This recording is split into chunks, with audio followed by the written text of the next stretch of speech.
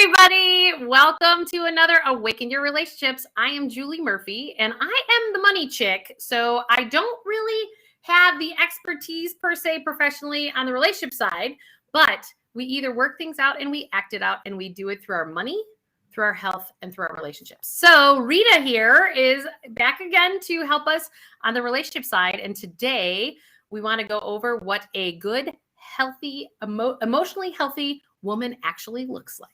So what you want to create in your life. Well, you and I were having this great conversation about how we're having to break through the boundaries of what a quote unquote good woman looks like. I mean, because for generation after generation, women have supposed to be the arm candy. Yes, the arm candy.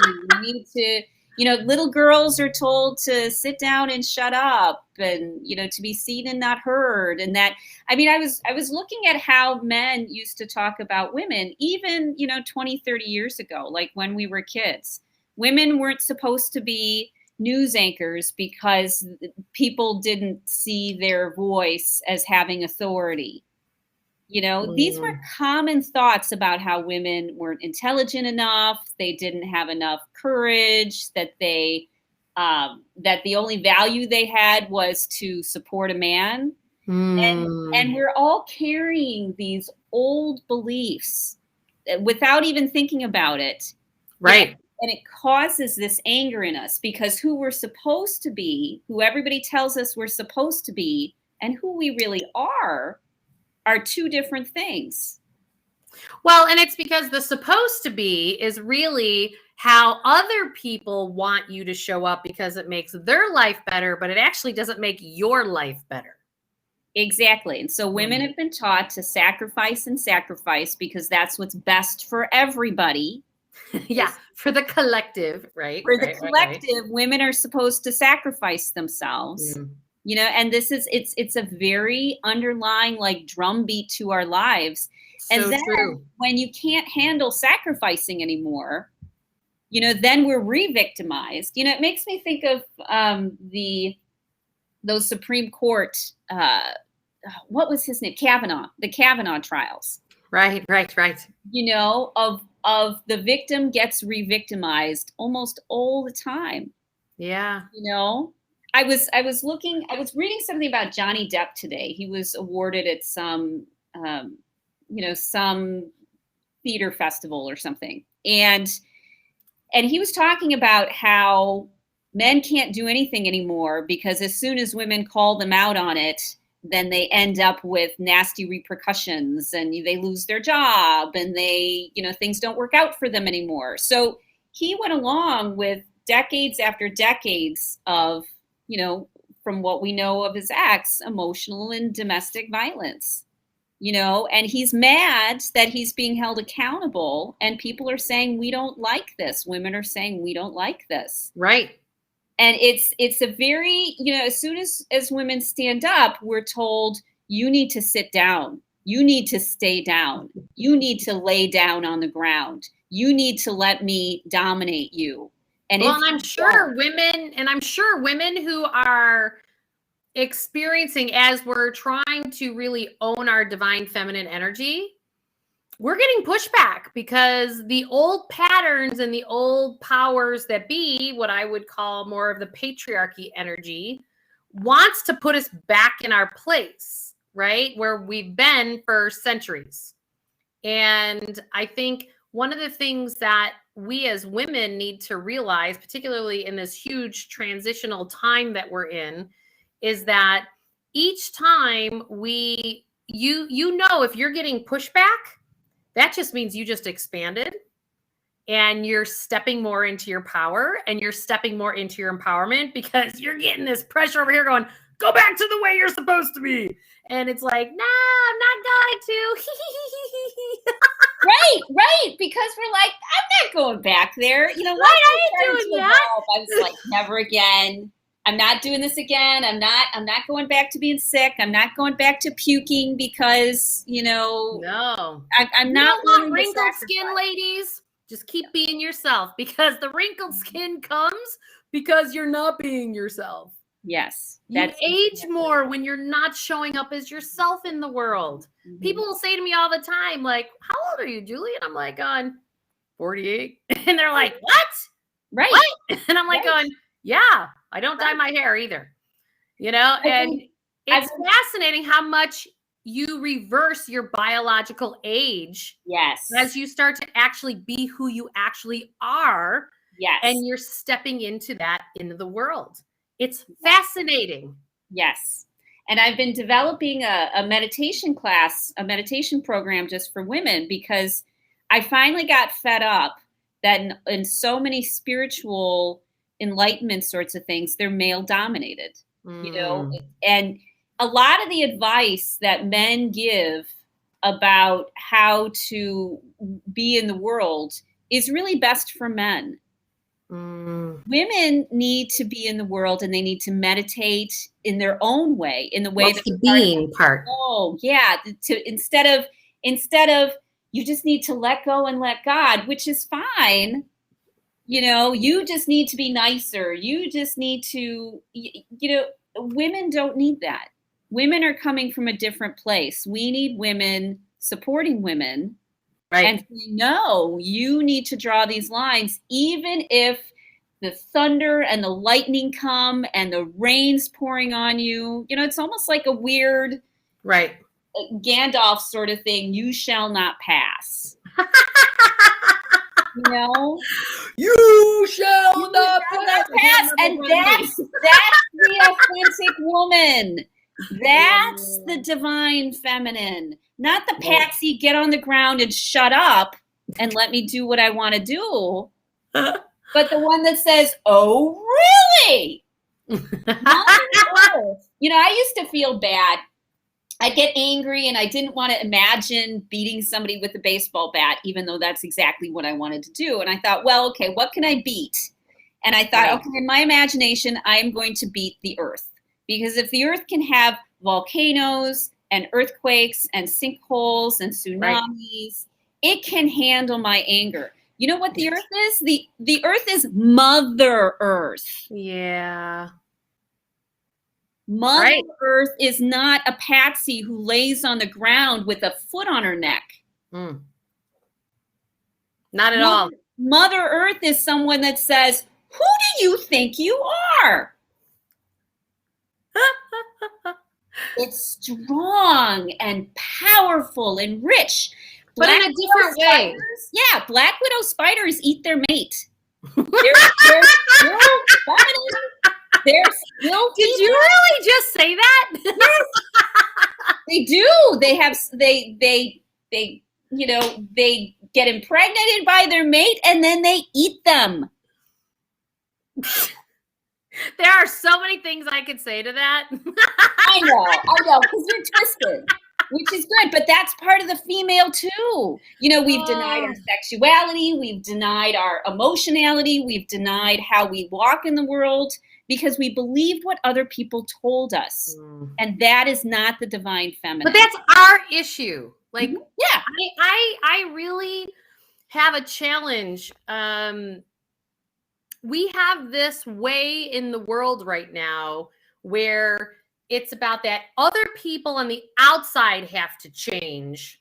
So like you have to have these women's programs and you have to, have all this separate stuff for women. And you know what? It's not, and I get the fact that it comes from an energy of support, but in the same token, none of that stuff outside of every woman is going to work whatsoever. Right. It and I will stand next to the biggest pro whatever on any of that, because unless you as a female choose to change it in your inside, all that egoic stuff that has been set up by corporate America to try to have women and diversity is not going to work unless you truly believe that you are as great as you truly are in their inside.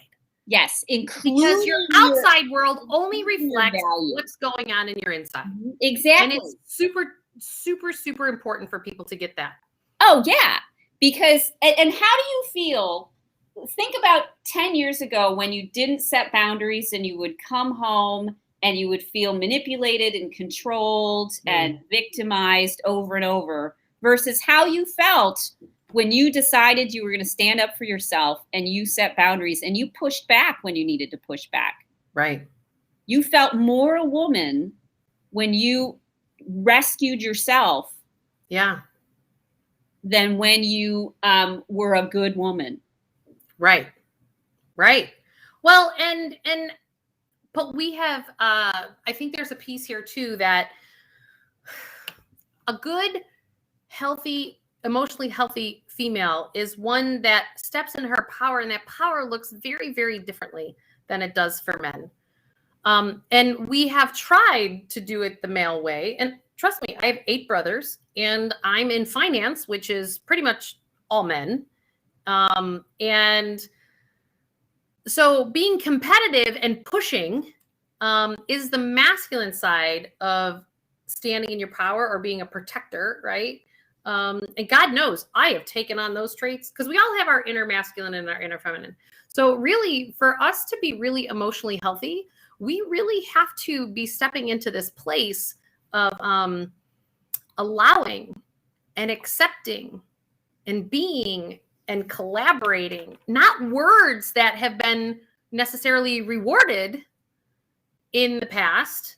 But I can tell you, as I continue to hold space, I realized the other day that one of my greatest traits, and this is what someone on my team actually pointed this out, and they said, Jewel, this thing keeps coming up with the work that you do.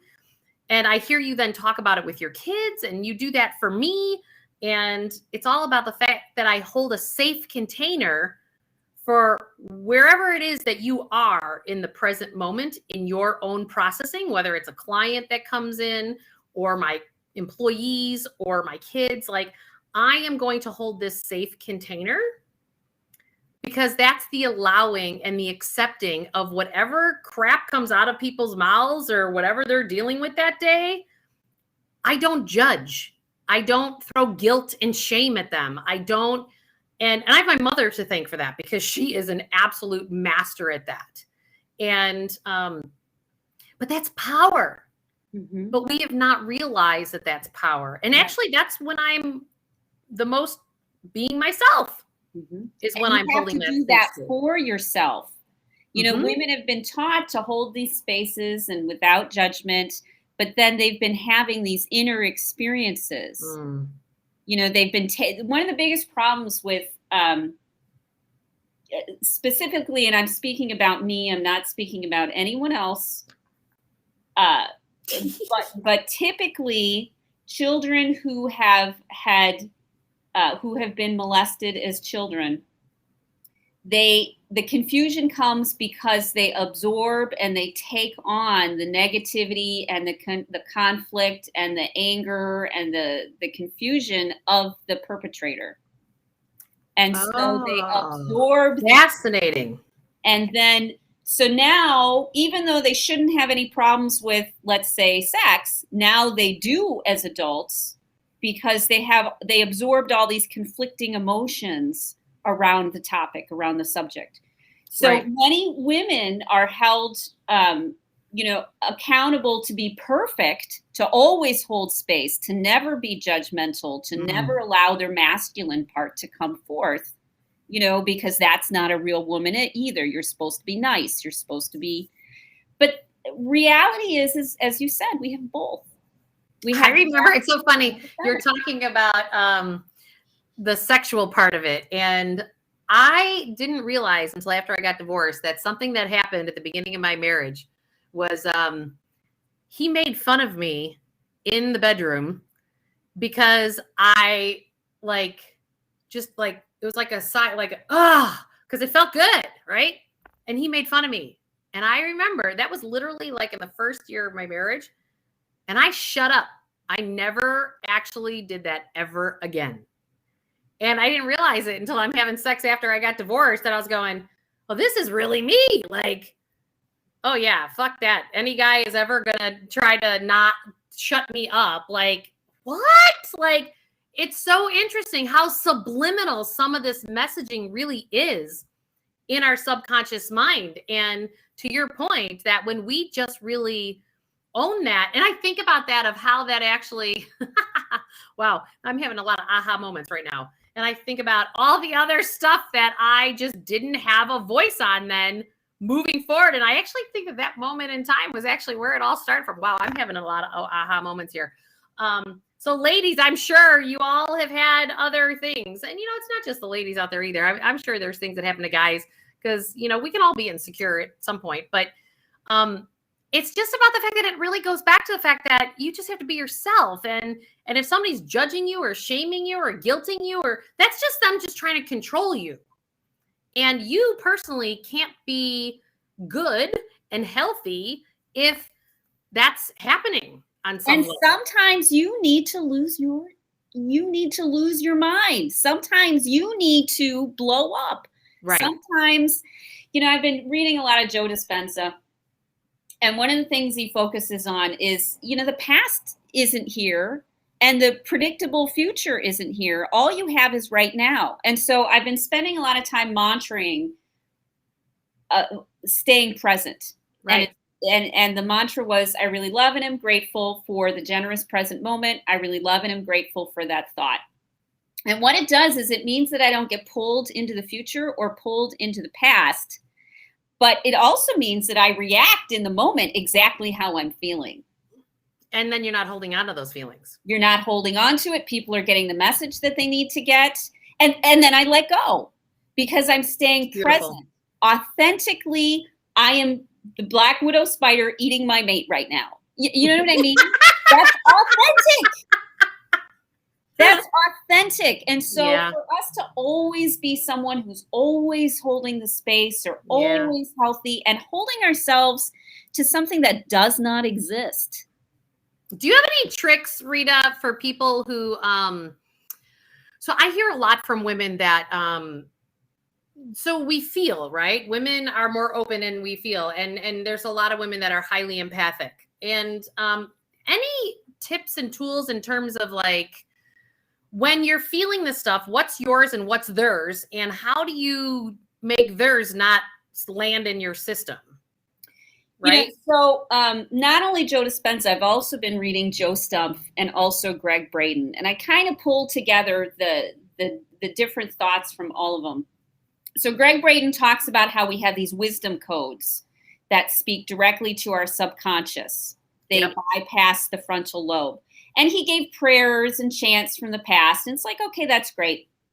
And then Joe Stumpf is a marketer, kind of a self-actualized marketer. And he gave a book about how he phrases his affirmations so that they get past the frontal lobe. Because, like if I said, I'm a millionaire, there's a part of me that would say, yeah, you're so kidding. Yeah, you're full of baloney. You're full of baloney. This is not happening. But if I say, I really love the thought that I'm a millionaire. Right. I really love that thought. It helps you start creating the new patterning in your brain and let go of your judgment.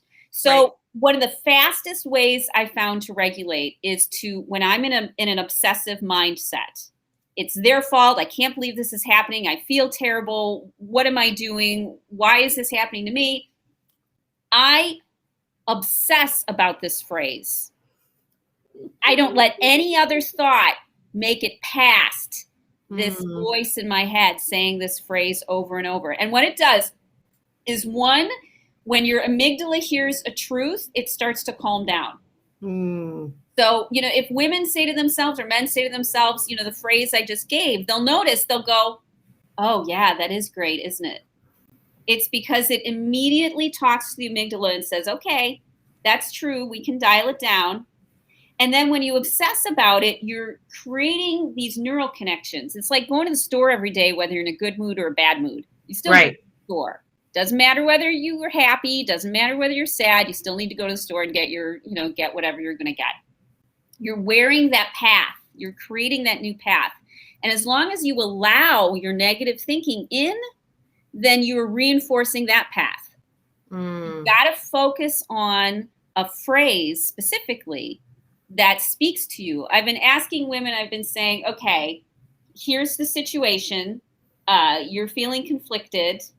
What do you wish your higher self would say to you? Mm. You know, so when you're hijacked, you're not hijacked right now, you're in a good space. What do you want to say to that person? Right. And you create it with, I really love the thought that everything is okay and I don't have to worry about it. I really love the thought. And it immediately calms you down. It gets you in the right space, and it keeps you present. It keeps you from projecting into the future about all the things that could go wrong. That's so true. Or remembering the Keeps past. you out of your monkey mind. Yes, exactly. Because every thought you think tells your body whether to release stress chemicals or happy chemicals. And so if you're thinking, why is this happening to me? It's releasing victim chemicals. It's reinforcing it. Totally. But if you bring yourself back to the generous present moment, I really love that thought, you're at least not, you're turning the fire hose off. Not reinforcing who you were, the place that you were that you don't want to be anymore. You're reinforcing the place that you want to be. Right. The place you're moving towards. So you're setting the foundation for who you want to be. And you know what? I think it's super important in the fact that when we look at this whole piece, that you really have to align with being the creator of your life and not actually being the reactor of your life. Exactly. And so when we're in this place, like, I just think about my kids as an example. You know, what do I want to create with them, you know, in this place? And we could keep telling all the stories of things that have occurred and this, that, and none of those are relevant. Zero. Every story that everybody has that was yesterday is zero unless you want it to be your tomorrow. Yeah. And so you have to let go of it happened a second ago. Okay, let it go. Happened a second ago. Let it go. Right. The longer you hold on to it, the more it reinforces the past that you're trying to change. And it doesn't exist anymore. It was a moment ago. You know, when we first talked, got on the call an hour ago, you weren't in the best of moods. Hey, don't out me like that. No. You know? Yeah, I kind of had a shitstorm being thrown at me. Absolutely. Yeah. But then you chose to get on the call with me. You chose to self-reflect. You chose to focus on the things you wanted to focus on. You chose to do some of your intervention strategies. And you brought yourself back to center because you didn't want to waste time recreating something that was already gone. Yep. Already done. Right, because it really doesn't matter, because I am so clear that whatever it is in your life will continue to try to pull you back to it, because and no, if it's not doing that, that means you've cleared your patterning. If it is doing that, you haven't cleared your patterning. Yes. And I try to talk to people about emotional addiction. You know, they think that they're just bad people if they can't do what they quote unquote want to do.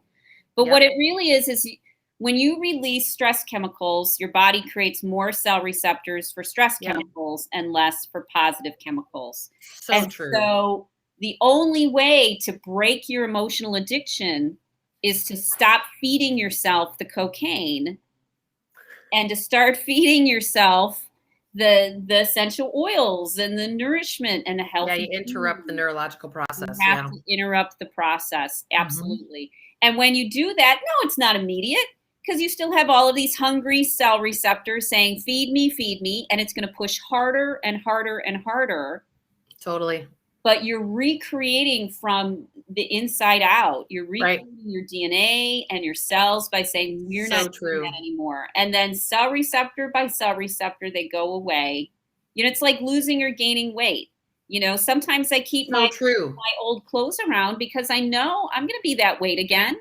You know, that little bit of weight again, because I tend to be smaller than bigger.